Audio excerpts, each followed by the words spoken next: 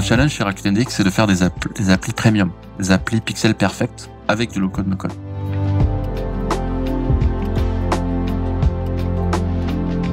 Ouais, le hacker, c'est quelqu'un qui sait comment ça marche, c'est le principe. Donc, et quand on sait comment ça marche, après, on peut améliorer, on peut refaire. Voilà, c'est cette curiosité pour moi, qui est le lien avec la sécurité.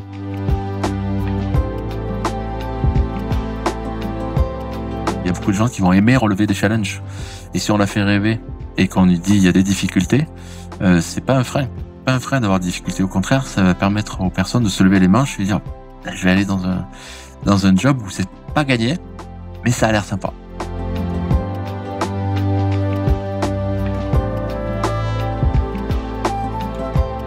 Les équipes d'Elon Musk sont parties sur des petites maquettes au départ, de toutes petites fusées à une échelle réduite. Ils en ont cassé plein. On avait l'impression que ça n'avançait pas, mais en fait ils ont beaucoup appris. Ils ont préféré en faire plein de petits essais. Et aujourd'hui, SpaceX est un produit.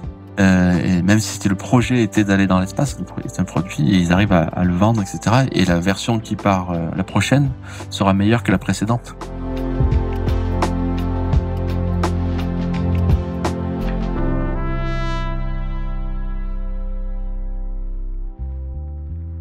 Salut Hubert. Salut. Merci. Comment tu vas? Ouais, super bien. Et toi? Ça va, je suis très content d'être avec toi, Julien. Ce podcast et partager un peu les expériences. Je vous écoute régulièrement, toi et tes invités.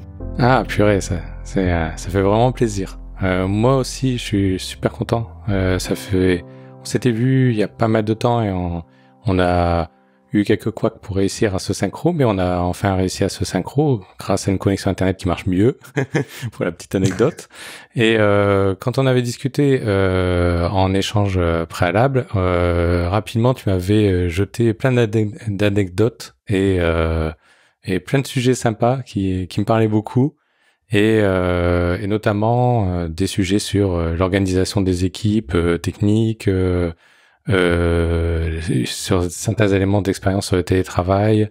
Tu m'avais parlé de no-code, low-code, et ça m'intéresse parce qu'on n'a pas trop parlé encore sur le podcast low-code, no-code, ni de sécurité. Et je pense que ça va être intéressant parce que c'est des thèmes aussi pareil.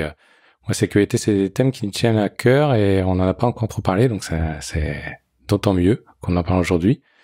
On va rentrer dans le vif du sujet, mais dans un premier temps, je te propose de te présenter, s'il te plaît. Pas de problème. Donc, Hubert Grégoire, moi je suis actuellement CTO et responsable d'un centre de R&D pour le groupe Rakuten, un groupe japonais.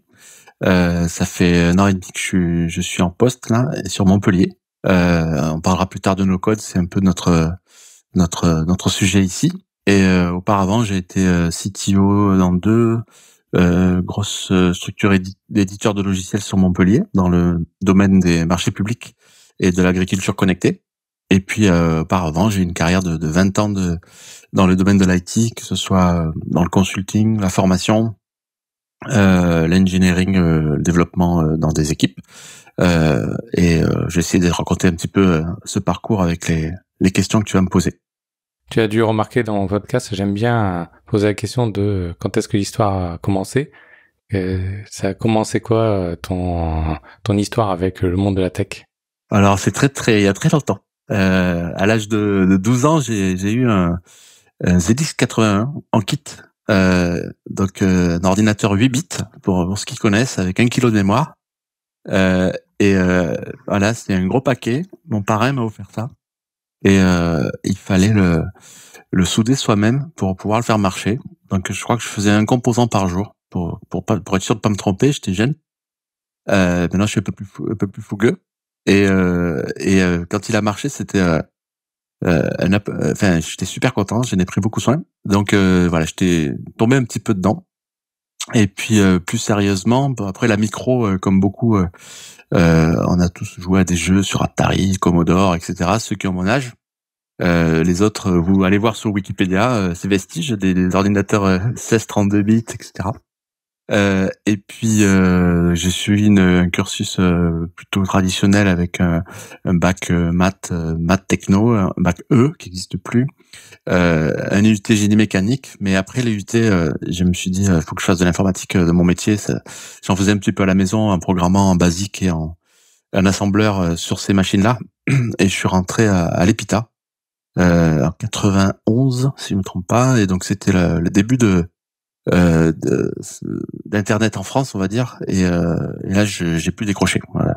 J'ai pu décrocher avec des collègues de promo qui se sont retrouvés après chez tous les opérateurs et les hosts, les hébergeurs français. On était une bonne équipe là, et ça a été une révélation. Ok, super intéressant. Raconte-moi un peu ton rôle de CTO chez Rakuten aujourd'hui. Mais en fait, il y a plusieurs aspects. Il y a l'aspect responsable de l'engineering, donc il faut organiser les équipes, essayer de lever tous les bloqueurs qu'on va avoir. L'idée, c'est aussi de donner de la visibilité, de la vision aux équipes sur les prochaines steps, alors que ce soit dans le produit sur lequel on développe, mais aussi technologique, leur donner envie de creuser. Moi, je leur demande de s'exposer, parce on est un centre de R&D, donc il y en a d'autres. Rakuten, c'est 30 000 personnes. Il y a des centres de R&D en Israël, des centres de R&D en Inde, aux États-Unis. Et sans qu'il y ait de la concurrence, il y a quand même des projets qu'on peut attirer plus ou moins en fonction de ce qu'on montre. Donc, je pousse un peu les collabs à parler dans des conférences en interne et en externe, de pusher des call for paper dans toutes les conférences du coin d'abord, puis je leur souhaite d'être à Devox ou à d'autres après. Donc ça, c'est mon rôle un petit peu de faire grandir les équipes, les faire travailler mieux avec mon expérience.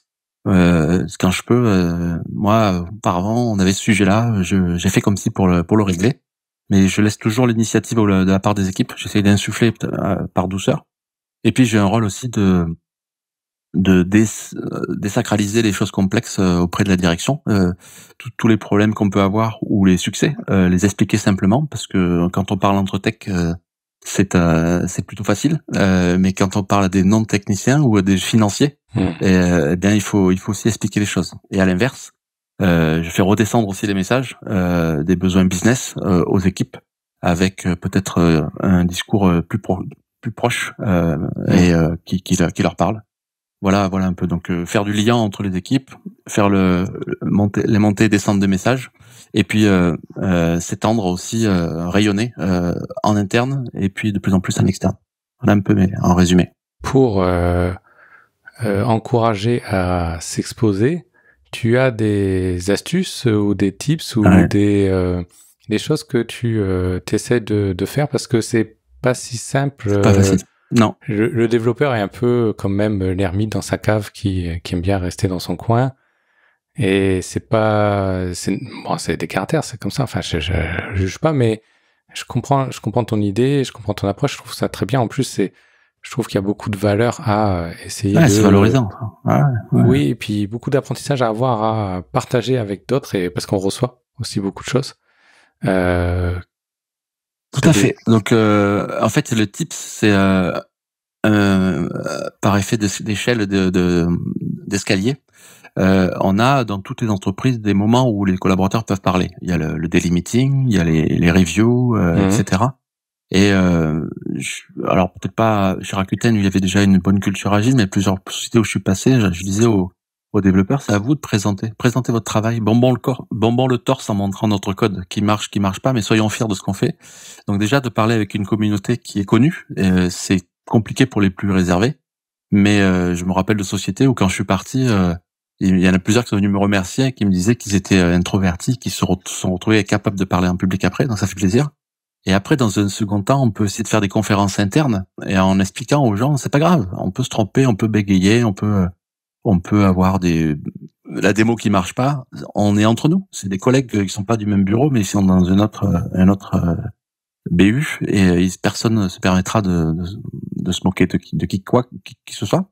Et puis après, on passe à l'extérieur. Et donc, ça, c'est ma première technique, on va dire, d'y aller palier par palier. C'est utopique de pousser un développeur à aller à une conférence publique du premier coup, s'il a jamais fait. Donc, et en passant par cette étape avec la récurrence des cérémonies agiles, il y a de l'entraînement et du coup on est plus en plus à l'aise. Et puis après les conférences internes, il y a des boîtes qui le font et puis j'incite tous les patrons à le faire. Et puis ensuite le deuxième secret, c'est donner l'exemple. Donner l'exemple, c'est-à-dire que moi-même pour la dernière conférence où on a fait, c'est que je me suis inscrit moi-même sur un sujet, la sécurité dans le web notamment. Et je me rappelle avant d'écrire le talk, j'ai refait un petit coup de React Angular Vue, dernière version, parce que j'en avais pas fait depuis très longtemps, pour pouvoir parler de sécurité dans ces frameworks-là. Donc j'ai bossé, j'ai fait mes slides, et j'ai dit, mais moi je suis prêt, ils sont soumis. Et qui est-ce qui est avec moi? Donc j'avais inscrit 7 personnes, pas de force, mais de façon très imposée, en disant, ce serait bien qu'on parle de tel ou tel sujet. Et du coup, on en a au moins 5 sur 7 qui l'ont fait. Et pour l'anecdote, il y avait 16 speakers dans la conférence de Rakuten, où il y a 30 000 salariés, et il y en avait 5 de mon bureau. Donc, c'est très bien. Ouais, génial. Donc voilà, il faut que les managers donnent l'exemple aussi. C'est un des rôles que j'ai pas cité tout à l'heure, mais c'est important. Ouais, je comprends parfaitement. De toute façon, la force de l'exemple sur plein de changements et quand tu veux faire des changements dans ton organisation, dès que tu as une approche par l'exemple, c'est beaucoup plus efficace. Et puis j'ai oublié le premier step, peut-être encore plus petit que la première conférence en interne ou la cérémonie agile, c'est la formation à deux. C'est-à-dire de explique ce que tu as fait à ton collègue. Et rien que te parler, d'expliquer ses problèmes, ça force à simplifier, à l'écrire, etc. Donc bien sûr, on sait aussi que les développeurs n'aiment pas trop faire les documentations, etc. Mais le fait de rien que te parler à l'oral, l'autre prendra les notes et c'est l'autre qui fait la documentation. Et ça inhibe pas mal de sujets. On trouve souvent plein de problèmes rien qu'en l'expliquant. D'accord. Plein de solutions aux problèmes, pardon. Ouais. C'est l'effet canard. Ouais, tout à fait. Le canard d'Octo. Ouais, c'est ça. Et alors c'est marrant parce que tu parles de sécurité dans les frameworks React, Angular, Vue. Il y a des grosses différences entre ces trois frameworks? Alors grosses non, mais chacun a son petit écueil sur. Donc je suis parti en fait sur ce papier que j'ai écrit du top 10 de l'OWASP, dernière version 2021, avec les différentes failles, et sur le framework, chacun des frameworks a son petit défaut, notamment sur la partie capacité à manipuler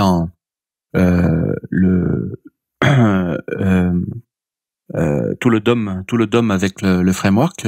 Certains frameworks ont bien marqué ne pas utiliser le inner HTML. Donc il s'appelle do not use inner HTML. La méthode a été renommée comme ça. Et donc ça c'est une très bonne pratique. Certaines vues est beaucoup plus libre et on peut faire un peu ce qu'on veut, utiliser tout le framework et le toolkit, et aussi utiliser les comportements classiques de JavaScript sans aucune prévention. Et il y aura pas de contrôle à la compilation, et on peut se retrouver avec une application qui sera dans la nature avec des risques de XSS par exemple. D'accord. Donc on revient sur les risques de base qu'on a dans une application si on fait du Vanilla.js. Exactement. Et en fait, le framework le bloque pas forcément, et donc du coup là, on parle d'éducation des développeurs en fait. Voilà. Et après il y a le cas aussi sur React du state, du stockage du state, où si je me souviens bien, toujours dans les dernières versions de React, il n'y a pas d'obligation de création de l'état par le serveur. Et donc ça veut dire que si lors de la première requête c'est le client qui crée le state, il peut nous injecter des mauvaises infos dans le state qui pourront être parsées par le serveur après. Et donc on va avoir un autre type d'attaque. J'ai plus le détail parce que j'avais fait une compile un petit peu de plusieurs articles que j'avais retrouvés. Mais ils sont pas égaux, et c'est une approche Vue est beaucoup plus libre, mais pas de gros risques. Voilà, les risques c'est ceux du Vanilla.js. React avec ce problème de gestion du state un peu laxiste, il peut être un peu laxiste, il peut être dangereux. Et Angular, il y a peu de personnes qui ont les toutes dernières versions. Angular, il va pêcher avec la diversité des versions qui sont dans la nature. On va avoir les anciennes versions qui sont un peu plus faillible. D'accord. Ok. D'où ça te vient cette appétence pour la sécurité?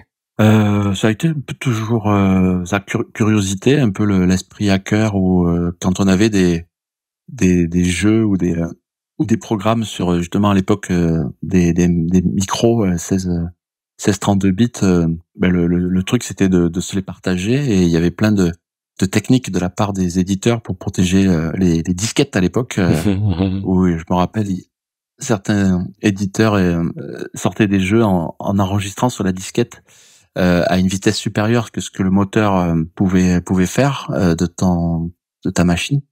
Et donc, quand tu la lisais, ça marchait. Mais quand tu essayais de copier une disquette sur une autre disquette, ça rentrait pas parce que le moteur tournait plus lentement. Donc voilà, il y a toujours eu envie de... Donc bien sûr, il y en a un qui avait branché un potentiomètre sur son moteur d'Amiga pour pouvoir arriver aux 1000 tours minute au lieu des 800 tours minute. Et donc voilà, il y a toujours cette curiosité, c'est un peu l'envie d'aller au-delà, sans forcément pirater pour gagner de l'argent, économiser de l'argent, mais c'est toujours le défi. Et puis on a été à l'EPITA pas mal formé à ça aussi, où j'ai eu la chance d'avoir, je vais pas mettre son nom, mais d'un super prof de langage système et de C, qui nous a dit le premier jour d'école, je suis arrivé administrateur dans cette école parce que j'ai craqué le système et l'administrateur est parti. J'ai pris sa place et donc je vous invite à faire pareil. Et on était un petit groupe à essayer de tous devenir route de l'école pour au moins pouvoir changer les notes dans les matières où on n'avait pas envie d'aller. Donc c'était un jeu pendant 3 ans, 24 heures sur 24. J'ai l'impression que c'est quelque chose que, enfin moi j'ai connu ça aussi à l'école. C'est-à-dire on arrivait et en fait on avait deuxième année qui nous piratait. Parce que je pense qu'un administrateur système avait compris que volontairement, par défaut, il mettait des choses qui sont pas complètement tout verrouillées. Il laissait des droits ouverts, des trucs comme ça, etc., exprès, pour qu'on se fasse pirater. Je trouvais ça très malin parce qu'en fait, rapidement, t'es obligé, t'es sur ta station, à l'époque c'était Solaris, mais bon, c'était comme ça, t'es sur ta station et puis tes fenêtres sont killées, ou t'as ton fond d'écran qui change, ou des trucs comme ça, etc. Et là, t'essaies de comprendre et t'essaies de, justement, renvoyer la balle parce que c'est un peu le jeu, quoi. Et naturellement, tu comprends rapidement des choses importantes sur le système. En termes de droits, sécurité, échange, protocole, etc., quoi. Ouais, le hacker, c'est quelqu'un qui sait comment ça marche. C'est le principe. Donc, et quand on sait comment ça marche, après, on peut améliorer, on peut refaire. Voilà, c'est cette curiosité pour moi, qui est le lien avec la sécurité. D'accord. Et dans la sécurité, c'est quoi le domaine qui t'active le plus, enfin t'aimes le plus? Alors, c'est très vaste, hein. C'est très vaste, donc tout ce qui est le risque cyber dont on parle en général, souvent c'est survol de plein de domaines de sécurité en eux-mêmes. Donc tout ce qui est virus et tout ça, moi je suis pas du tout. Je fais confiance à mon équipe DSI. C'est ce qui me concerne, c'est le lien avec ce qu'on fait. Donc aujourd'hui, je fais des applis web et des applis mobiles. Donc la sécurité applicative, pour moi, c'est vraiment ce qui m'intéresse et ce que je suis parce que je peux, j'ai le nez dedans tous les jours. Et puis après, le social engineering, c'est intéressant aussi. C'est-à-dire que tout ce qui est un petit peu la malice de la sécurité, du papier qui traîne, du badge sur le parking, etc. Donc on a un gros travail en tant que CTO aussi de sensibilisation des entreprises en entier là-dessus. Il y a des risques super forts. Donc je lis tous les bouquins, tous les articles qui peuvent toucher autour de ça, toucher de ces sujets-là. Et enfin, moi j'ai été formé en système et réseau, donc la sécurité réseau, le firewalling, etc.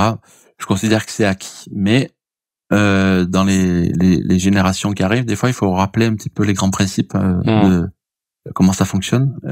Donc, heureusement, ça change pas tous les jours. IPv6 a apporté du mieux, avec IPsec et tout ça, mais fondamentalement, au bas niveau, on est quand même sur les mêmes choses. Donc, je suis toujours un petit peu ça aussi. T'as quoi comme éléments que tu penses qui font la différence en termes de pour développer des applications ou pour gérer le maillon faible qui est l'humain? T'as des outils, des bonnes pratiques, des formations, Effectivement, l'humain, tu l'as dit, c'est à mon avis le maillon, c'est le maillon faible, on le sait tous. Donc il faut vraiment sensibiliser les équipes. Et aujourd'hui, on a la chance avec les approches DevOps et CI/CD, etc., de pouvoir intégrer des outils dans les chaînes de build. Et là, en ce moment même, on est en train de mettre en mandatory dans le pipeline de build un certain nombre de règles qui étaient aujourd'hui contrôlées a posteriori, c'est-à-dire que les développeurs faisaient des fois des erreurs et on faisait un tableau de bord pour vérifier que tout va bien, et puis on voit que il peut y avoir des problèmes, et c'est sur la confiance où on va essayer de se dire il faut plus que cette valeur soit si élevée, il faut qu'elle soit plus basse. Là, on passe à l'étape d'après où l'équipe est OK pour ça. On rend obligatoire un certain nombre de critères qui font que rien ne partira en prod si ça n'a pas passé tel ou tel critère. Donc voilà, il y a l'évangélisation, il faut vraiment parler, expliquer à toutes les mailles, tous les étages des équipes, aussi bien en QA, d'être un peu plus malin aussi quand on fait les tests, aussi bien aux développeurs, aussi bien aux équipes Ops qui sont en charge des plateformes. Et après, on va mettre un maximum d'outils automatiques. Donc, c'est une force là chez Rakuten. On a une grosse volonté qui vient tout en haut. Il y a une des valeurs de l'entreprise, c'est automatize, systematize. Donc, on doit tout automatiser. T'as mis dans ta chaîne CI/CD, t'as mis quoi comme composants, outils Alors, on a des outils internes, pas mal, et après, on a du Snyk, beaucoup de produits open source. J'ai pas toute la liste là. Mais les choses classiques, hein, il y a pas de surprise. D'accord. Donc pour tout ce qui est image Docker notamment, il y a eu un gros chantier de fait parce qu'au départ, quand la containerisation est arrivée, comme dans beaucoup de sociétés, les développeurs sont partis en mettant tout en container. Les équipes Ops ont récupéré ça comme tel quel et puis ça partait quasi en prod. Là maintenant, toute l'infra et tous les process sont adaptés aux containers et on regarde de plus près comment sont faits les containers et c'est plus le développeur tout seul qui fait son container, quoi. Il y a des règles, notamment pas qu'il tourne route, pour pas que les images de base soient des mauvaises images de base, etc. Super. Et on contrôle tout ça. Ouais. Et oui, et les nouveaux types d'attaques de type supply chain aussi, très très important. Donc Rakuten fait très attention aussi à tout ça, de tout où on va chercher les librairies, d'où viennent les sources qu'on intègre, etc. Encore plus quand on est sur une stack JavaScript. Oui, bien sûr. Quand on avait discuté en amont, que tu m'avais parlé de 2-3 projets, d'anecdotes, de choses que tu avais fait dans le passé, j'avais senti quelque chose, qui me tient à cœur, c'était de temps en temps, on n'a pas besoin d'être 50 000 pour faire un beau projet. Il suffit d'avoir la bonne équipe de quelques personnes qui savent travailler bien ensemble et qui sont en maîtrise de ce qu'ils font. Et on est capable de peut-être faire mieux que un projet qui avait où il y avait beaucoup de monde. Tu en penses quoi de cette approche? Je suis convaincu. C'est l'approche du comment ça s'appelle, du mythe de l'homme-moi. Oui. On est le bouquin c'est Eric Brooks, un truc comme ça, qui explique tout ça. En fait, au plus il y a du monde, au plus c'est dur de communiquer. Les projets et les approches agiles prônent des petites équipes avec des interactions un à un. Je vais pas refaire les 12 valeurs, etc. Et donc ça, je l'ai vécu plusieurs fois. Et j'ai aussi en mémoire quand on lit le bouquin de Steve Jobs sur la création du Mac, où les premiers Mac ont été faits avec très très peu de personnes, software et hardware compris. Et c'est juste impressionnant aujourd'hui. Je me demande encore comment ils ont fait. Moi, je l'ai vécu sur 2 projets. Je peux citer un outil de signature électronique à la DocuSign, mais je parle des années 2005-2007 où ça n'existait pas encore, et ma volonté, j'étais déjà très attiré par la sécurité, la crypto et la signature électronique, et étant passé par Gemalto, fabricant de cartes à puce, naturellement, comme toute l'industrie, une signature électronique, ça devait se faire avec une carte à puce ou une clé USB, parce qu'il fallait avoir la clé privée sur dans la poche, etc. Et j'étais convaincu que ça mettrait beaucoup de temps à être démocratisé parce que les gens, ils ont pas le réflexe d'avoir une clé privée, quoi. Et donc je suis parti avec un stagiaire qui est de Subtelecom, pour qui j'ai fait des specs alors aux petits oignons, parce que c'était un projet qui me tenait à cœur. Et l'idée, c'était de développer une solution de signature électronique simple avec un glissé-déposé d'un PDF. Il fallait qu'il soit parcouru, signé et puis authentifié, etc. Et donc il a développé ça sur une période de 3-4 mois. Donc je travaille sur notre sujet DocuSign avant l'heure, comme on disait. C'était l'idée de vraiment simplifier la signature électronique avec l'aide de... On était une petite équipe, on était 4, un développeur principal et un UX, un QA et moi, on va dire, qui faisait un petit peu le chef de projet, le Scrum Master et tout ce qu'il faut. Et en très peu de temps, on arrive à faire quelque chose. Et ça mord au niveau de l'entourage. On voit qu'on a quelque chose de bien, mais porter quand même le sujet un peu à bout de bras. Très peu de temps, c'est quoi très peu de temps? En 3 mois, on a quelque chose qui fonctionne. Ah oui. Et en un mois après, on a peaufiné. On a peaufiné quelque chose qui était utilisable. La fin de stage arrive. Et j'ai la chance que ce stagiaire va être dans les premiers de promo de son école. Et les premiers de promo, ils ont l'avantage lors de la remise des diplômes en juin d'avoir un petit stand avec leur stage et leur PFE, quoi, leur projet de fin d'études, présenté à tous les financiers, on va dire les financeurs de l'école. Donc à cette époque-là, je sais pas si ça continue, mais beaucoup de banques finançaient Télécom Paris. Et donc soirée de remise de diplôme, un petit stand avec notre solution de signature électronique, mon stagiaire et moi en tant que tuteur présent.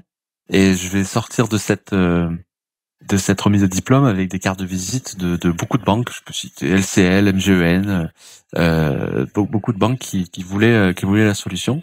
Et on va en faire quelque chose après. Et en tout cas, tout ça pour dire que c'était un projet qui était au bon moment et avec une toute petite équipe. Et puis j'ai d'autres cas où on va avoir des développements qui face à des très grands. En l'occurrence, là, on était même société, Need Consult. On était face à des grands acteurs, des grandes ESN avec toute l'armada qui va derrière, chef de projet, architecte, développeur, etc. Pour résoudre un problème que le gouvernement et notre client, l'association auxiliaire d'automobile avait, c'était de répondre avec une solution à un cahier des charges qui était quasi impossible à faire. C'était que, pour ceux qui ont connu l'époque des web services avec le XML, le WSDL, etc., SOAP, donc pour les jeunes, c'est l'ancêtre de REST, Voilà. Mais beaucoup plus compliqué. Et donc il y a des normes les WS-étoile, on appelait ça, des normes longues comme le bras, qui imposaient un certain nombre de schémas pour respecter, être interopérable. Et le gouvernement, avec un organisme qui est censé justement tout normaliser, avait pris un petit peu les dernières versions de la norme. C'est-à-dire qu'il faut la dernière version pour la sécurité, le WS Security, la dernière version de SOAP, le SOAP 1.2, dernière version de SOAP attachement pour avoir les bons fichiers joints, etc. Le problème, c'est que sur le marché, il n'y avait aucun produit qui faisait ça. Alors toutes les ESN et les constructeurs, il y avait Sun et IBM aussi et Microsoft qui étaient là. Et disait mais non, faut pas faire comme ça, monsieur le gouvernement. Cette norme-là, elle est trop en avance par rapport à celle-là. Les deux peuvent pas aller ensemble, etc., etc. Et là, je suis appelé par un ancien collègue qui me dit Hubert, on a besoin d'une petite solution là technique pour voir si ça marche. Et moi, il y a un truc que j'adore, un pattern en développement. C'est le pattern façade, le pattern filter.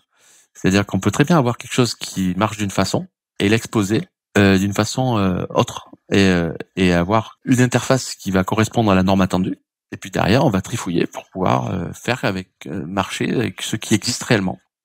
Et on a fait une démo et on a été retenu. Et donc cette boîte quand je suis arrivé, on était 5 ou 6 et on n'avait pas ce si gros projet. On a pu travailler pendant 5 ou 7 ans sur ce projet avec une grosse équipe qui a décroché le contrat. Et c'est sûrement le projet tourne toujours. Il permet aux constructeurs automobiles étrangers d'envoyer leur plaque d'IMAT tous les soirs au ministère. Et on était au début 3 pour ce projet-là. Donc comme quoi c'est possible. Oui. Dans nos échanges, tu avais parlé aussi, et on a parlé d'organisation des équipes tech. Tu as dû beaucoup croiser des équipes qui ont grossi et qui avaient besoin de scaler. C'est quoi tes enseignements entre une équipe où justement on était 3 au début et après ça commence à être beaucoup plus, et comment tu organises les équipes pour gérer ces problématiques qui arrivent quand tu commences à avoir plus de monde et plus de problèmes de communication, et pas que, quoi, d'ailleurs. Ouais, tout à fait. Donc on parlait de problème de communication tout à l'heure avec le nombre d'interactions qui augmente avec le nombre de personnes. Ça c'est le principal problème. Donc il faut. Alors j'ai pas la recette magique. Je préfère déjà le dire. Mais moi ce que j'ai vécu, c'est que il faut bien s'entourer. Il faut une des choses qui est difficile. Une des choses qui est difficile à faire, c'est quand on embauche, c'est essayer d'embaucher des gens qui sont meilleurs que soi. Donc dans les équipes de développement.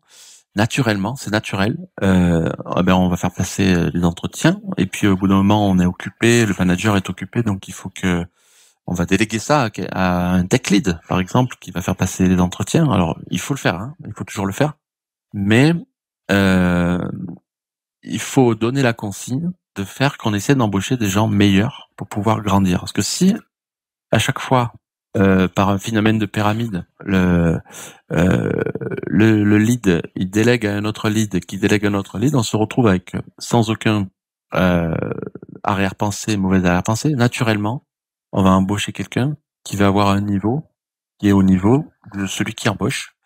Et il faut, pour pouvoir grandir, à un moment, il faut penser à faire rentrer des gens dans l'organisation qui ont déjà un niveau. Alors, quand je parle de niveau, pareil, c'est pas des jugements, c'est des expériences, c'est des années d'expérience ou des skills, etc. Qui tirent la société vers le haut pour pouvoir grandir. Parce que on ne pourra pas grandir en construisant une pyramide qui est trop large en bas. Il faut aussi penser à avoir des relais au niveau managérial, au niveau leadership, etc. pour pouvoir grandir de façon un peu plus distribuée. Donc pour scaler, deux points. Le second, c'est donc une croissance plutôt distribuée en recrutant des profils qui ont un meilleur niveau que celui qui recrute. Alors dans le process de recrutement, rien n'empêche tous les partis de rencontrer le candidat, mais ça je l'ai vu récemment. J'ai co-construit avec dans mon ancien employeur une digital factory. On travaille beaucoup avec Octo Technologies et on a vu arriver une première vague au départ que ce soit des devs, des UX ou des techs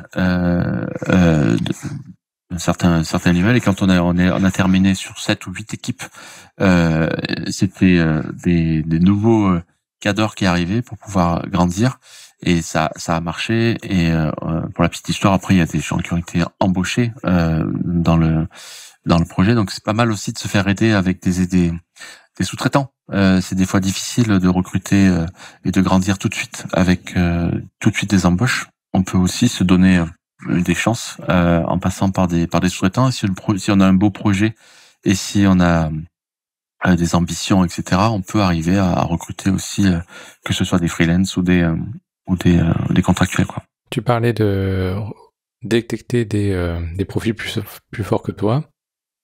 C'est quoi les hard skills que tu cherches, toi, quand tu recrutes plutôt un développeur? J'imagine que tu vas pas chercher cette version-là particulière de React et les connaissances précises de cette particulière de React. Enfin, on se connaît pas assez, mais à mon avis, t'es comme moi et c'est pas ça que tu vas chercher. Mais c'est quoi les hard skills justement que tu cherches, toi, quand tu recrutes? Alors, bien sûr, il y a les technos, mais et les frameworks, mais c'est pas ça. C'est pas parce que normalement un bon, il va pouvoir changer de techno, etc. Donc, en général, pour pouvoir attirer, on va quand même et que ça fit du premier coup, on va essayer de rechercher un développeur React qui a déjà fait du React, mais c'est pas ça le point clé. Moi, ce que je vais chercher, c'est des gens qui ont réussi à résoudre des problèmes, des gens qui ont réussi à avoir supporter de la haute montée en charge avec des applications ou des sites qui ont fort trafic, des gens qui ont aussi en hard skill toutes les bonnes pratiques de software craftsmanship et de découpage de problématiques aussi bien en architecture logicielle que en façon de penser. Donc voilà, on est sur des basiques Je parle pas d'algorithmie et de tout ce qui est stockage de données. Ça, c'est des must-have, on va dire. Mais après, ça va être tout ce qui est application à fort trafic. Et puis aujourd'hui, le cloud a quand même changé pas mal de choses. Aussi, on va avoir encore beaucoup sur le marché de gens qui sont sur les hébergements classiques. Et le passage au cloud, il est pas si évident que ça. Donc il y a aussi toutes ces parties IAC, containerisation, etc., qu'il faut quelquefois aller chercher. Et donc le plus curieux, moi la curiosité, hein, alors on est dans les soft skills après, va permettre de combler les lacunes, mais ça se détecte lors des entretiens. Comment tu fais pour attirer des talents? Alors moi j'ai un principe, c'est d'être jouer vraiment franc jeu. On va avoir ça sert à rien de mentir aux candidats en disant on a les meilleurs, etc. C'est que essayer d'être le plus transparent possible et de faire rêver, mais positivement en donnant nos ambitions. Donc c'est un peu pareil pour garder ses talents. Il faut aussi être le plus transparent possible, donc expliquer les ambitions du projet, les bons côtés avec les locaux, les moyens, les moyens qu'on se donne, etc. Mais aussi être transparent sur les difficultés. Et si les gens sont comme moi, alors je vais pas embaucher que des gens comme moi, mais il y a beaucoup de gens qui vont aimer relever des challenges. Et si on la fait rêver et qu'on lui dit il y a des difficultés, c'est pas un frein. Pas un frein d'avoir des difficultés. Au contraire, ça va permettre aux personnes de se lever les manches et dire je vais aller dans un job où c'est pas gagné, mais ça a l'air sympa. Et il y a des choses à faire. Voilà, il y a des choses à faire. Voilà. Parce que le train-train, les choses faciles, etc. C'est ça qui fait fuir souvent les talents. Et si on veut attirer les talents, il faut leur proposer des défis. Voilà. Et puis tout ce qui est rémunération, tout ça, ça va avec, mais c'est pas le principal. Tu as d'expérience en télétravail? Un petit peu maintenant, ouais. Et avec voilà. le Covid, un peu comme tout le monde. Un peu comme tout le monde. Est-ce que tu as des bonnes pratiques à partager, des choses où tu as essayé des choses dans un sens et tu es revenu en arrière, tu as essayé autrement, ou est-ce que tu as un peu des conseils autour de comment mieux travailler en équipe, mieux communiquer en équipe quand on est en télétravail? Ouais. Alors pour mes expériences, j'en ai un peu avant le Covid quand même. J'ai fait pendant 7 ans Montpellier-Paris avec 3 jours Paris, 2 jours Montpellier. Donc j'avais cette expérience-là qui était un peu à part. J'étais un des seuls à faire ça dans la société. Et après, comme tout le monde, le Covid. Et puis là aujourd'hui, on est en mode hybride. Donc comme beaucoup d'entreprises, on vient 2-3 jours au bureau. Et en plus on a chez Rakuten avec un groupe international des problématiques internationales avec des collaborateurs en Inde, d'autres au Japon. Donc moi mes astuces, c'est-à-dire à titre personnel de mon côté, c'est d'essayer d'avoir une certaine routine malgré qu'on soit en télétravail. Il faut pas tomber dans le piège de dire bon je suis à la maison aujourd'hui, j'y vais mettre en claquettes et t-shirt, j'exagère, mais c'est d'essayer de se fixer quand même, outre les réunions, les horaires des réunions, les horaires de début, des horaires de fin. Ça dans 2 sens. Il faut pas en faire trop, il faut pas en faire moins. C'est-à-dire que c'est pas parce qu'on est à la maison qu'on peut se permettre de dire aujourd'hui je fais que du 10h 14h et puis ça devrait aller. Et inversement, il faut pas en faire trop et s'épuiser. Donc voilà, essayer de se fixer des heures. Normalement, sans trop d'efforts, on gagne du temps par rapport au temps de transport qu'on aurait traditionnellement en allant au bureau, voilà, sans changer quoi que ce soit, avec des horaires tout à fait raisonnables. Donc l'entreprise y gagne, le collaborateur y gagne. Voilà, donc fixer des horaires.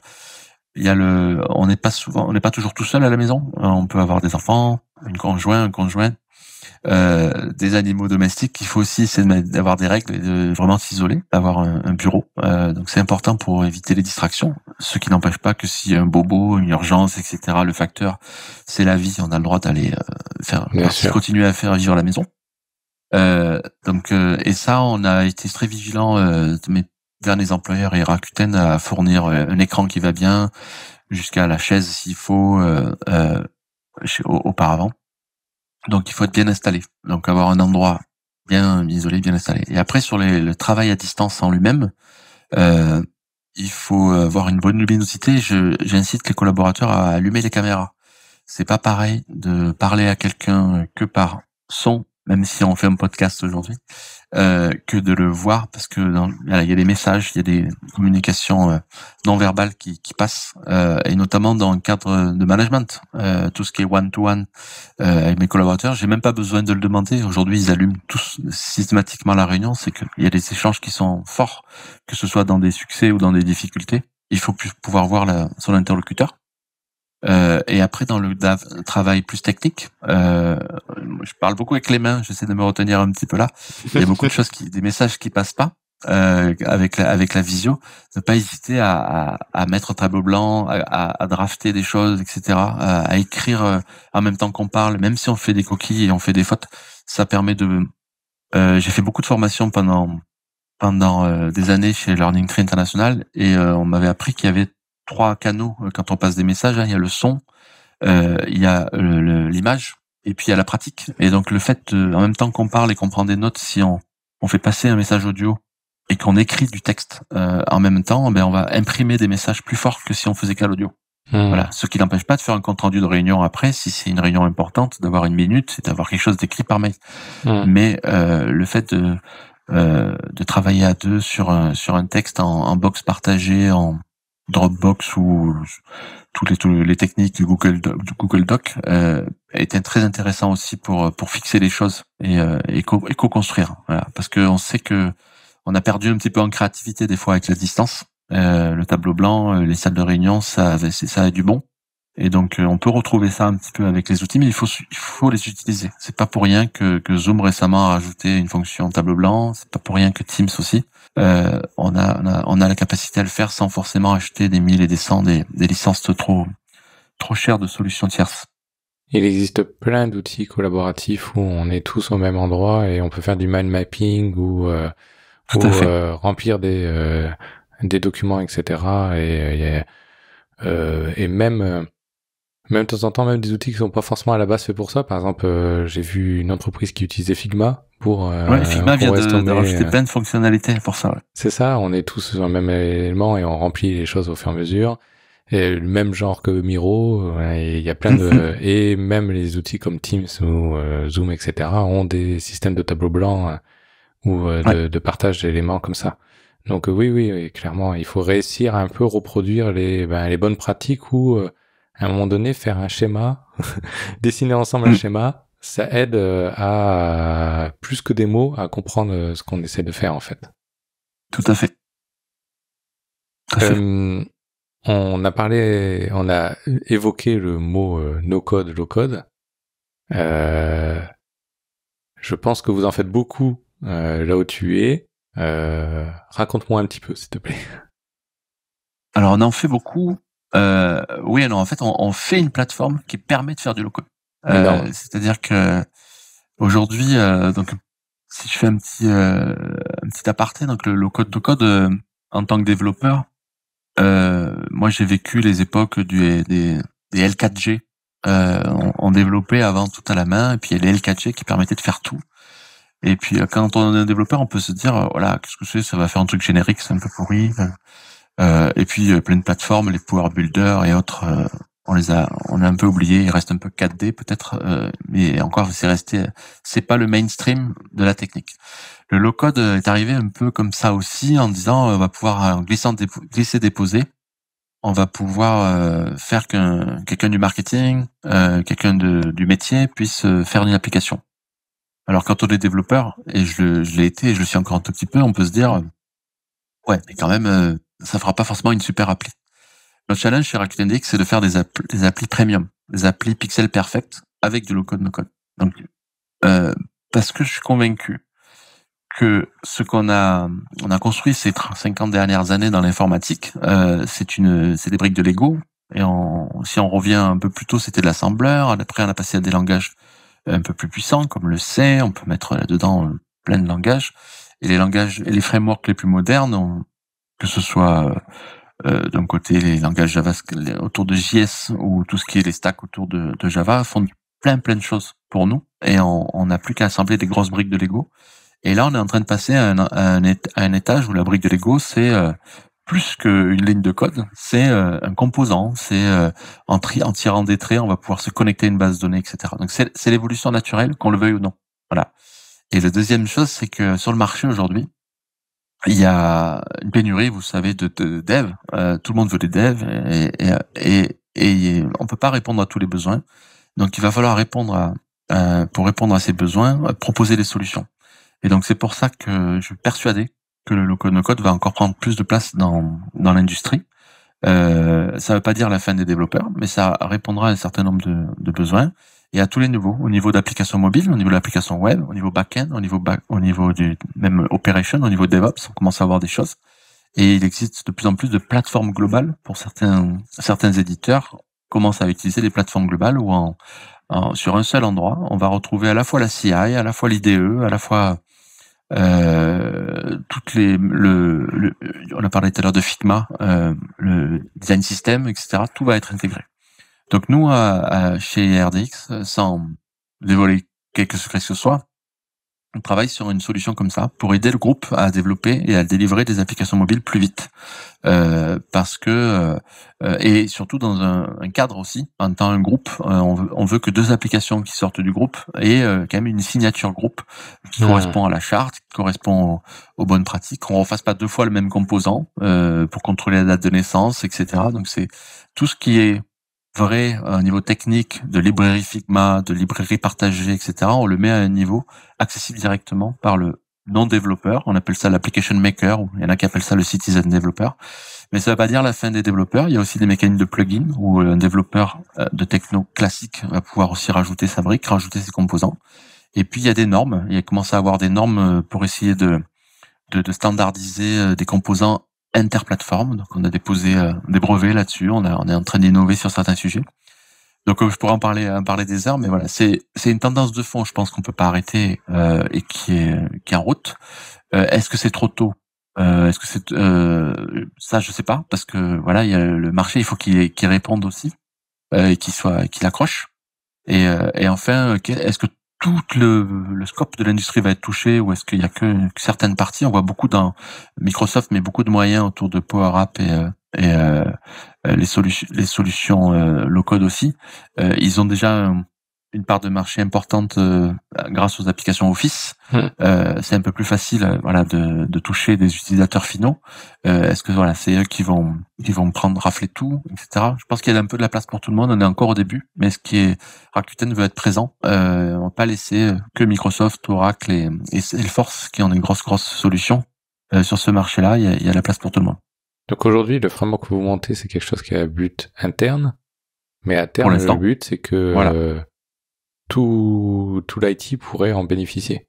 De la même façon qu'on peut le faire. Aujourd'hui, tout à fait. Aujourd'hui, c'est interne, même dans un autre secteur telco, parce que Rakuten a 3 métiers, le e-commerce, le banking, on connaît un peu moins en Europe, et une partie telco. Et donc, moi, je suis dans la partie telco actuellement. L'idée, c'est déjà de verticaliser pour ce secteur-là. Et après, on pourra déjà élargir après e-commerce et on travaille déjà un petit peu sur certaines parties.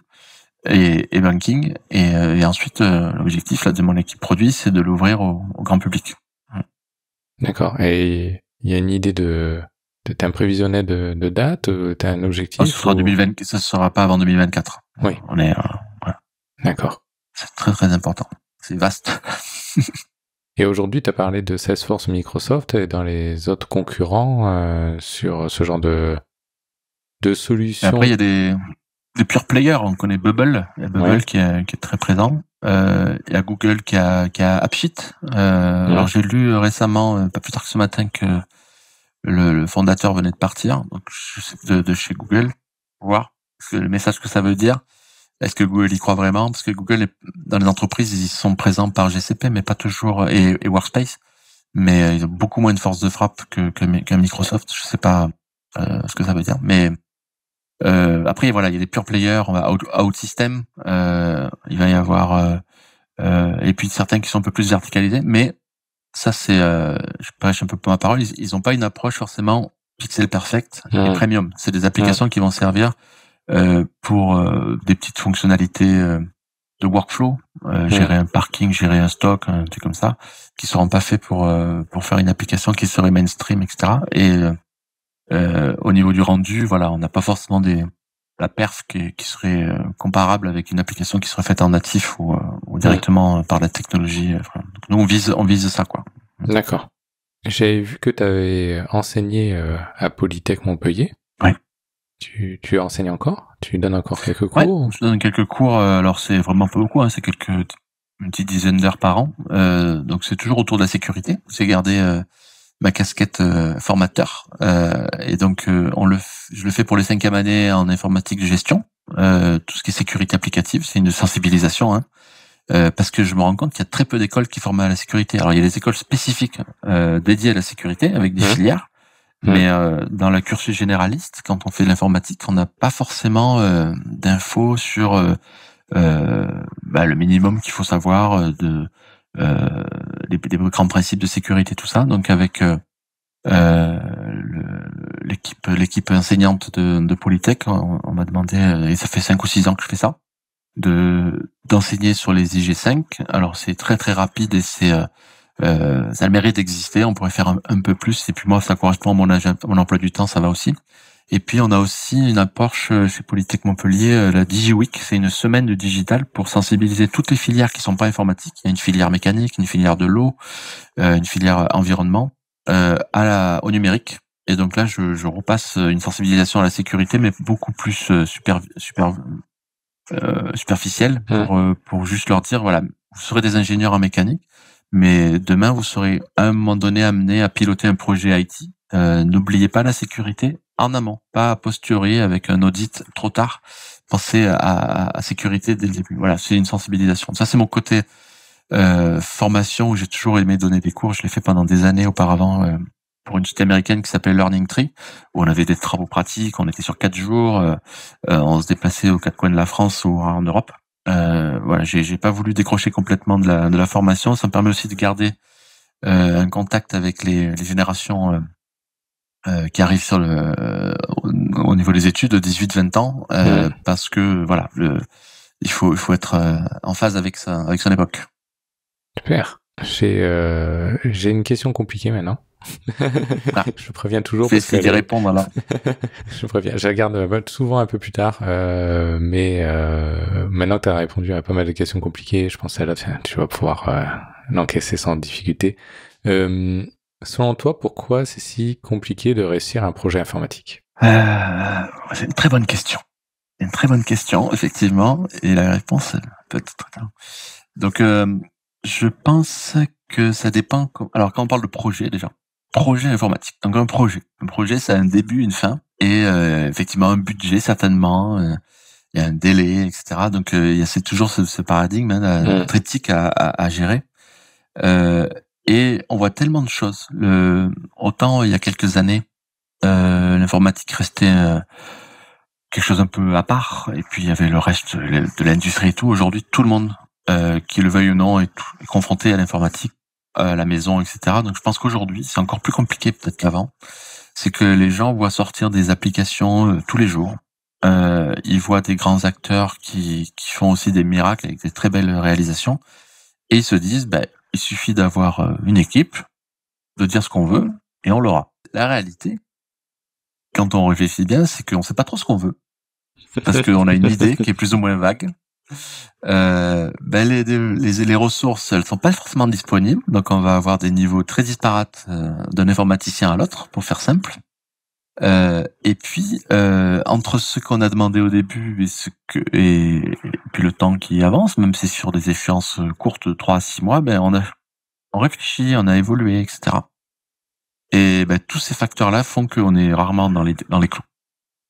Et donc, moi, j'ai découvert l'agilité peu avant 2010, en 2007-2008, et on avait et la première fois qu'on l'a mis en œuvre, je me suis rendu compte que j'arrivais à livrer, le client était content. Alors effectivement, on livrait pas tout, mais on avait décidé ensemble de ce qu'on avait enlevé, etc. Et donc quand on parle de projet, des fois j'ai un petit peu les poils qui se et c'est parce que souvent le projet il est défini en amont et il y a tout qui est écrit dans le projet. Et moi j'aime bien qu'on parle produit.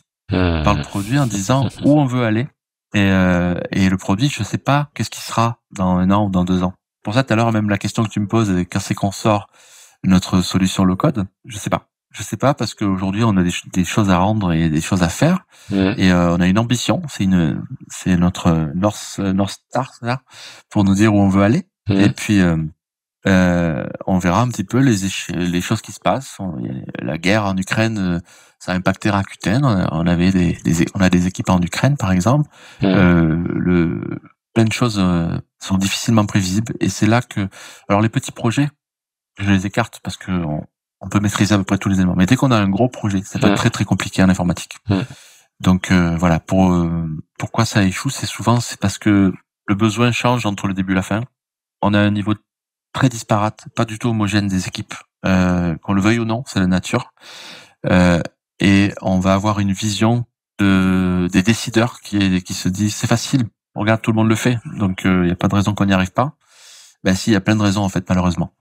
Mais je prends un peu l'agilité dans ce sens-là où faisons des petits pas, avançons doucement, et même si on peut se dire que dans une semaine l'équipe elle a pas fait grand-chose, elle a avancé, elle a livré quelque chose. Et si on fixe la valeur, on se dit quelle valeur chaque développeur ou chaque graphiste ou chaque QA qui fait quelque chose dans le projet dit quelle valeur j'apporte.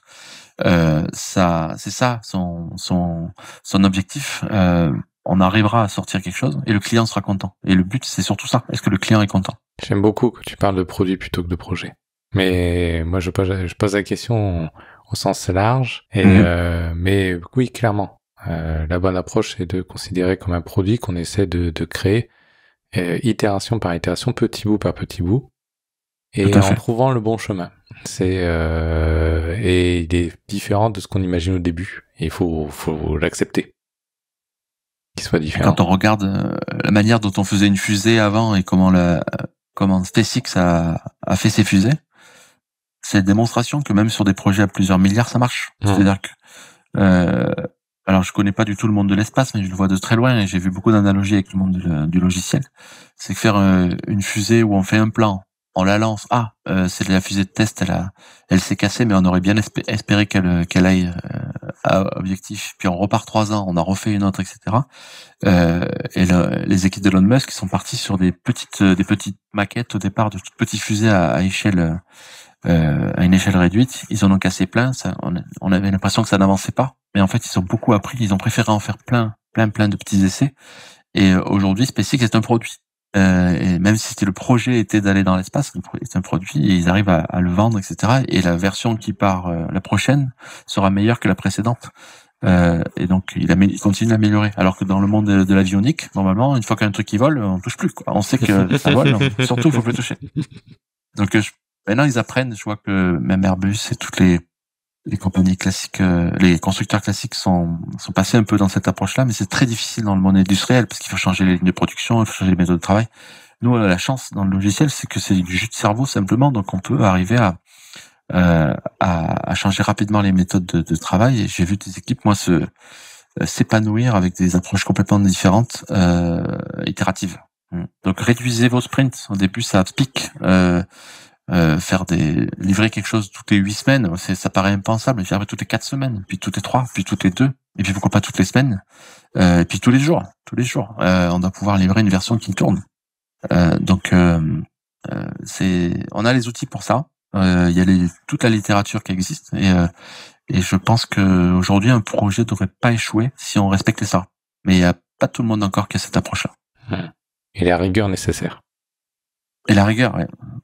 Tous les acteurs. Est-ce que ta famille comprend le métier que tu fais? C'est une très bonne question. Ma femme, non, je pense pas. Et après, j'ai mon fils qui au début voulait pas du tout faire de l'informatique, qui s'y est mis. Et je pense qu'il comprend. Oui. Il passe par les mêmes étapes. Alors j'essaye de lui donner des conseils. Je laisse aussi try and learn. Ouais. Mais c'est compliqué de parler autour de soi de ce qu'on fait aujourd'hui. Après, beaucoup de gens sont dans l'informatique autour de moi quand même. Mais ceux qui n'y sont pas dedans, et c'est compliqué.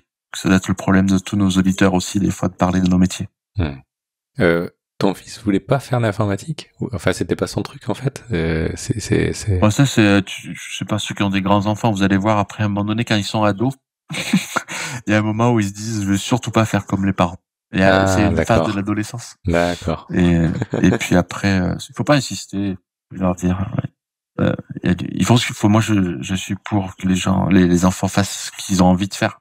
Bien sûr. Mais il est venu un petit peu par lui-même. Ouais. Comment tu fais ta veille? Oh, bonne question aussi. Très dur avec un agenda aujourd'hui de CTO. Mais j'essaie de me bloquer du temps. Et quand j'y arrive pas, parce que souvent c'est pris par d'autres réunions, le podcast. le podcast en transport. Donc j'essaye d'aller au bureau. C'est pas forcément un grand plaisir d'aller au bureau avec la possibilité de faire le télétravail, mais mon plaisir c'est d'écouter pendant des fois 40 minutes, 50 minutes un podcast. Alors, j'en écoute pas mal quand je vais promener mon chien. Voilà. Et après j'essaye aussi de pratiquer parce que c'est pas tout. C'est pas tout d'écouter. C'est déjà très bien. C'est déjà très bien. Je vais essayer de me faire des petits challenges aussi techniques, donc de dev, de sécu, d'infra. Donc ça c'est plutôt très tôt le samedi matin ou le dimanche matin quand tout le monde dort. Ouais, je me lève un petit peu avant et je vais faire ça. Et enfin, j'essaye d'aller à des meet-up aussi. Voilà, je vais essayer de cumuler un dîner le soir officiel ou pas officiel avec des copains, et entre-temps, entre la fin du bureau, entre 17h30, 18h et 20h, il y a un peu de gap là, hop, je vais regarder sur meetup.com, est-ce qu'il n'y a pas un truc là où je peux aller. Et enfin, quand je me déplace aussi, que ce soit à l'étranger ou en France, première chose que je regarde dans la ville où j'arrive, est-ce qu'il y a un meetup cette semaine, je vais me bloquer des soirs et aller, voilà. Donc c'est pas extraordinaire la veille que je peux faire, mais ça me permet de me tenir à peu près à jour.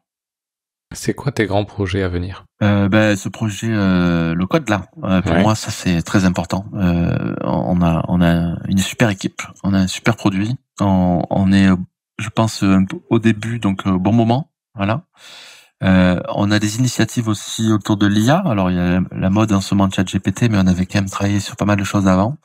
Et l'IA est en train de faire des grands pas, et on a beaucoup d'outils qui se démocratisent du coup. Et perso, moi, mon ambition, c'est de faire de Montpellier un centre un peu plus grand, un centre un peu plus visible sur l'écosystème local, au niveau français et dans le groupe. Voilà. Si tu avais la possibilité de faire une pause et de partir en vacances demain matin, tu vas où? J'irai en Californie, voir un petit peu comment ça va. Parce que on entend le chaud, des fois le chaud et le froid là. Comment ça se passe en ce moment chez les GAFA, mais en général dans l'industrie tech, et ils ont toujours un petit cran d'avance, on peut pas leur enlever ça. Et j'aimerais voir un peu ce qui va se passer dans quelques mois en allant voir ce qui se passe ici, là-bas, pardon. Et donc on entend beaucoup de layoffs, etc.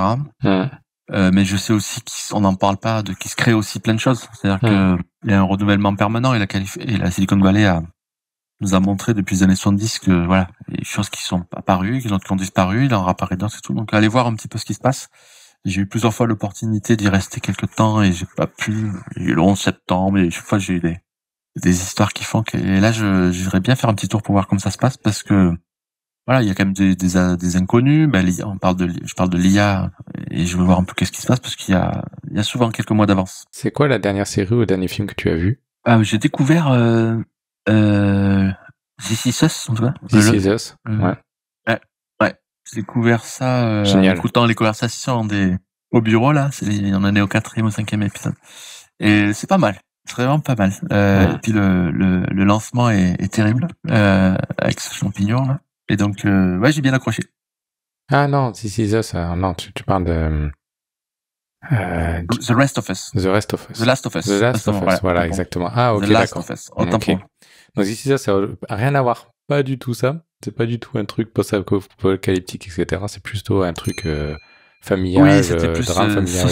Sociétal. Ouais, tout à fait. C'est ça, qui est excellent aussi. Et The Last of Us, j'ai pas encore regardé. J'attends d'avoir la saison complète, parce que j'aime bien regarder tout d'un trait, en fait. D'un coup. Les épisodes une fois par semaine, c'est dur, hein, quand même. Ouais, c'est dur. Il faut rester accro. Ouais, c'est ça. Ouais, je suis pas. J'ai beaucoup apprécié quand Netflix est arrivé en mode on vous met la saison. Oh purée, génial. Ouais, vous avez tout compris, vous. Après, je regarde pas beaucoup de séries et tout ça, et là, c'est un bon rythme pour moi. Par semaine, j'arrive à le caser, pas forcément le lundi, quand j'ai le temps. C'est quoi? Est-ce que tu as des recommandations à faire de livres, de podcasts, de chaînes YouTube, des recommandations? Notre podcast, on part en prod. Très bien, beaucoup de mais je vais je confirme sérieusement pour la sécurité, je conseille No Limit Sécu. C'est quoi, c'est un livre? Non, qui est un podcast. Un podcast hebdo No Limit Sécu, très très bien, qui va parler de tous les sujets de sécurité. Ça va de ISO 27000 ou les derniers hacks qu'il y a eu, etc. Et Hervé Schauer et son équipe là, ils font un travail énorme. C'est des fois un peu old school, mais avec beaucoup de savoir-faire et d'expérience là-dedans. Après, j'écoute les cascodeurs. Les cascodeurs, parce que historiquement, j'ai un profil Java. Historiquement, c'était très très Java, mais ils sont en train de s'ouvrir et ils parlent de toutes les technologies et de sociétal aussi, informatique et société. Et bon, après, des podcasts, j'en ai plein. Je pourrais faire une liste longue comme le bras. Et puis, voilà, c'est les principaux que j'écoute, ceux-là. Tout ce qui tourne autour du monde Apple aussi. Et puis après un bouquin, je viens de lire récemment la carte. Alors, je vais pas dire de bêtises sur le titre. Erin Meyer. C'est les différences de façon de penser dans chacun des pays et de chacune des cultures. Je peux retrouver le livre. Culture Map. Culture Map. Voilà. Parce que j'avais le titre en France. Ouais, tout à fait. Et donc là, en travaillant avec le Japon, je suis obligé. C'est un passage obligé. On n'est pas pareil. Oui. Et donc, ça permet de voir entre les anglo-saxons, les européens, les asiatiques, et puis après, ça peut aller même pays par pays, voir région par région, plein de choses différentes qui sont expliquées par A plus B. Et c'était super intéressant. Donc, pour les gens qui vont travailler à l'international, je conseille. D'accord. Imagine, j'ai une baguette magique et je t'accorde plus d'heures dans une journée. Tu en fais quoi de ces heures en plus? Oh, je passerai peut-être un peu plus de temps avec ma famille. Et je couperai en deux et un peu plus de veille. D'accord. Un peu plus de veille. Tu donnerais quoi comme conseil à un jeune développeur? L'anglais. On refuse des candidats qui sont très bien. Et là, à cause du problème de l'anglais. Aujourd'hui, on est une boîte française à Montpellier, mais on fait partie d'un groupe et toutes les écrits, toute la doc, tous les supports, tous les mails qui doivent sortir du petit cercle de la team, ça doit être en anglais. Et j'en perds parce que le niveau d'anglais est pas bon. Et en France, on n'a pas un super bon niveau d'anglais. Historiquement, l'éducation nationale ne forme pas bien l'anglais. Je vexerai personne en disant ça. Et on a la chance d'avoir plutôt bon et d'avoir des accès à des séries sous-titrées, des livres en anglais, etc. Donc j'incite les jeunes développeurs, si c'est pas le cas, maintenant les écoles d'ingé ont mis avec le TOEIC et tout ça un bon niveau, hein, mais ça n'a pas toujours été le cas. Mais si c'est à la fac ou quoi, n'hésitez pas à aller partir à l'étranger un peu de temps, vous former, lire des bouquins ou écouter des séries en anglais pour avoir le son et tout ça. C'est très très très important. Et c'est pas parce que les Américains font des logiciels meilleurs que nous, etc. C'est juste pour travailler avec des gens de partout. Et on va de plus en plus dans un monde global. Qu'on le veuille ou non, on parlait télétravail tout à l'heure. On va avoir des équipes de plus en plus dispatchées aux quatre coins de l'Europe ou du monde. Et donc l'anglais. Et après, curieux. Soyez curieux, apprenez. Essayez de comprendre comment ça marche. Soyez des hackers. J'adore. Que j'étais me fait trop en fait. Hein. Je le dis tout le temps. Mais... Et l'anglais, tu crois que c'est pas quelque chose où aussi on te jette au milieu, même si t'es nul, tu vois, au début, c'est comme quand on te jette de la piscine, tu vas te débattre, mais en fait, tu vas y arriver à un moment donné. Pour toi, c'est disqualifiant Alors, je vais pas, si quelqu'un a pas un très bon niveau d'anglais, mais qui parle, il y a pas de problème. Le problème, c'est que j'y en ai qui veulent pas parler. Ouais. C'est-à-dire que on a donné tellement peu confiance aux gens avec notre formation, c'est que les gens, j'ai un anglais qui est pas excellent. Moi aussi, je parle à des exécutifs, mais le fait que, faut pas avoir peur. C'est pas très grave. Ça va. Donc moi, c'est pas le niveau d'anglais. C'est le fait d'être habitué à parler et à écouter l'anglais. Voilà, c'est tout. Le niveau, à la limite, effectivement, j'ai peut-être mal dit tout à l'heure, mais il faut que les gens se lâchent un petit peu et aient confiance en eux, et puis ça vient en pratiquant, hein. Moi, j'ai eu la chance en début de carrière de se trouver d'être dans un poste avec dans une société internationale de fait. Et quand tu as ton téléphone qui sonne et tu sais pas dans quelle langue il va te parler, en français ou en anglais, enfin à un moment donné tu te fais autre truc. Je veux dire, je fais toujours 8000 fautes en anglais quand je parle, mais je parle avec mon anglais pourri. J'ai pas peur de parler à mon anglais pourri, quoi. ils sont super les anglophones, enfin les natifs anglais, ils apprécient parce que Oui. comme nous, quand on voit quelqu'un qui parle en français qui va faire des erreurs, ben, on est super content qu'il parle en français. Donc il faut se mettre dans cette posture-là en fait. Moi, je pense que c'est même pas comme nous. Je trouve qu'on est un poil critique aux gens qui parlent en deuxième langue le français et que on note de temps en temps il a utilisé là au lieu de le, des trucs comme ça qui sont pas importants. Ouais. Je trouve que les Anglais, au contraire, les Anglais, ils s'en foutent un petit peu en fait, globalement des fautes. Et ils trouvent juste ton accent joli et puis ça passe crème en fait. Et ils font même eux-mêmes des fautes en fait. T'entends des Anglais, ils disent des trucs, tu dis c'est pas possible. Et toi t'as tendance à répéter parce que tu t'en rends pas compte et en fait tu te répètes quelque chose de faux en fait, comme si tu utilisais là au lieu de le quoi. Mais ça c'est super bizarre en fait. Mais voilà, donc il faut se décomplexer par rapport à ça, je suis d'accord. Tout à fait, c'est le mot décomplexé. Ouais. Et puis en plus quand on voit toutes les masterclass qui existent en anglais, sous-titres anglais. Notamment masterclass.com par exemple. Moi je sais qu'en ce moment pour développer mon niveau d'anglais je regarde des masterclass, c'est sous-titré en anglais et c'est en anglais sous-titré en anglais, donc forcément ça te force un petit peu à être un peu plus dans cet anglais, parce que le sous-titrage français c'est bien, t'entends, mais tu fais moins d'efforts en fait pour comprendre en fait, comprendre les mots et apprendre des mots. Merci pour ton temps. Où c'est qu'on peut te suivre ou te contacter? Alors j'ai un compte Twitter @hgrégoire sans e à la fin, et je suis sur LinkedIn aussi, Hubert Grégoire.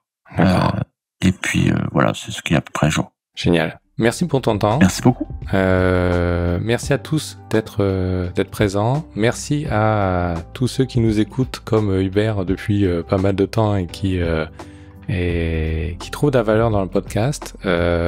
Il faut partager le podcast. Je compte sur vous parce qu'en fait, on est au début de l'histoire du podcast et si vous n'allez pas donner la visibilité, ça va pas se faire tout seul. Donc, si vous êtes encore là en train de nous écouter, c'est génial. Mais partagez-le avec vos potes dans la tech, votre équipe tech, etc. Mettez 5 étoiles, faites-nous des feedbacks, Hubert et moi, sur l'épisode. Posez-nous des questions sur des choses où on a peut-être des choses à découvrir ou des choses à creuser, ou si vous avez des questions par rapport à ce qui a pu être dit. Et puis écoutez le podcast. Et là je pense qu'on est d'accord, Hubert, il faut écouter les podcasts. On a beaucoup de temps où on a les mains occupées, mais on a les oreilles qui sont libres. Et quand on fait du ménage, quand on fait la voiture, quand on promène le chien, etc. Et les podcasts c'est génial pour ça. On les met, on l'écoute, et puis ça s'écoute c'est comme un livre. On n'est pas obligé de l'écouter de A à Z du premier coup. Personne va dire mon livre, si j'ai pas le temps pour le lire de A à Z, je vais pas le lire. Un podcast ça se coupe, c'est par épisode. J'ai 20 minutes, j'écoute 20 minutes d'épisode, puis je continuerai plus tard quand j'aurai 20 minutes de plus. Voilà. Tout à fait. Merci beaucoup, encore merci, et à très vite dans Pas en Prod.